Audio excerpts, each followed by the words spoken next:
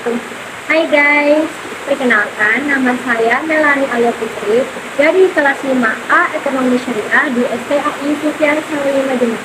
Di sini saya akan menjelaskan tentang teori konsumsi dalam Islam yang merupakan bagian dari mata kuliah mikroekonomi Islam yang diampu oleh Pak Dodi Afandi Firdaus, MSI. Kalau begitu langsung saja kita mulai. Teori konsumsi dalam Islam. Islam merupakan agama yang ajarannya mengatur segenap perilaku manusia dalam memenuhi kebutuhan hidupnya. Jadi, semua perilaku manusia itu sudah diajarkan oleh Islam untuk memenuhi kebutuhan hidup manusia. Begitu juga dalam masalah konsumsi. Islam mengatur bagaimana manusia dapat melakukan kegiatan-kegiatan konsumsi yang membawa manusia berguna bagi kemaslahatan hidupnya. Seluruh aturan Islam mengenai aktivitas konsumen terdapat dalam Al-Quran dan As-Sunnah.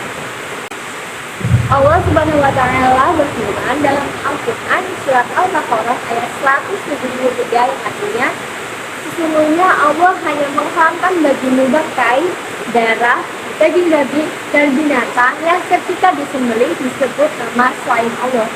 Tetapi barang siapa dalam keadaan terpaksa memakannya, sedangkan dia tidak menginginkan dan tidak boleh melampaui batas, maka tidak ada dosa baginya. Sesungguhnya Allah Maha Pengampun lagi Maha Penyayang. Islam berpendapat bahwa hal terpenting yang harus dicapai dalam aktivitas konsumsi adalah maslahah. Apa itu maslahah?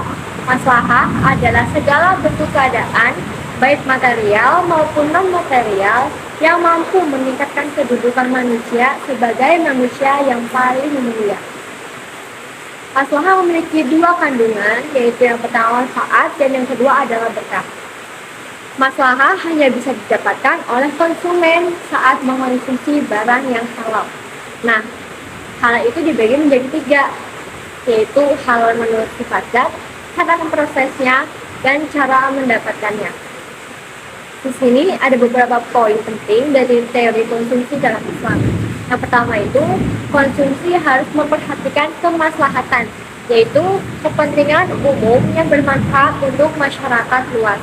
Yang kedua, konsumsi harus memperhatikan etika, moralitas, juga keadilan, yaitu tidak berlebihan atau boros, tidak merugikan orang lain, dan tidak menyejahterakan dirinya sendiri. Yang ketiga, konsumsi memperhatikan prinsip-prinsip syariah, yaitu tidak mengkonsumsi barang haram. Yang keempat, konsumsi harus memperhatikan kebutuhan jangka panjang, yaitu kebutuhan untuk mencapai kebahagiaan dunia dan akhirat. Kemudian kita akan membahas tentang investasikan saving. Saving dan investasi adalah komponen penting dari rencana keuangan yang sehat. Saving atau menabung berarti menyisihkan uang yang kita keluarkan sekarang untuk keadaan darurat atau untuk pembelian di masa depan. Sedangkan investasi berarti membeli aset seperti saham, obligasi, reksadana, atau real estate dengan harapan bahwa investasi kita akan menghasilkan uang bagi kita. Saving atau menabung memberikan jaringan aman dan cara untuk mencapai tujuan jangka pendek. Sementara investasi memiliki potensi keuntungan jangka panjang yang lebih tinggi dan dapat membantu mencapai tujuan keuangan jangka panjang kita. Singkatnya, saving atau menabung dan berinvestasi adalah dua konsep yang berbeda. Dan rencana menabung adalah jenis investasi yang cocok bagi investor yang ingin menyimpan uang dengan aman, walaupun menghasilkan keuntungan yang rendah. Sebaliknya, rencana investasi menawarkan berbagai pilihan dalam hal berinvestasi pada instrumen keuangan, mulai dari ekuitas berisiko tinggi hingga pendapatan tetap seperti sekuritas pemerintah, obligasi korporasi, dan instrumen pasar uang.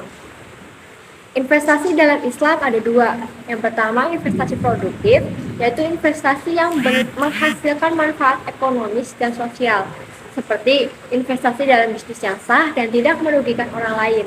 Ini merupakan bagian dari tindakan yang dianjurkan. Yang kedua, investasi dalam amal soleh, yaitu investasi jangka panjang yang memberikan manfaat spiritual dan material, seperti di bidang pendidikan, Kesehatan juga bisa berupa proyek sosial yang memberikan manfaat kepada masyarakat.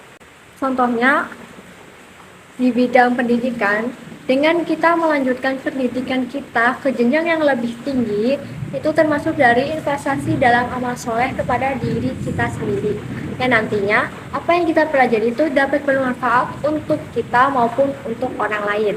Nah, untuk investasi pendidikan kepada orang lain, bisa dengan cara kita membiayai seseorang untuk kuliah, dan setelah lulus orang ini akan berkontribusi pada perusahaan kita.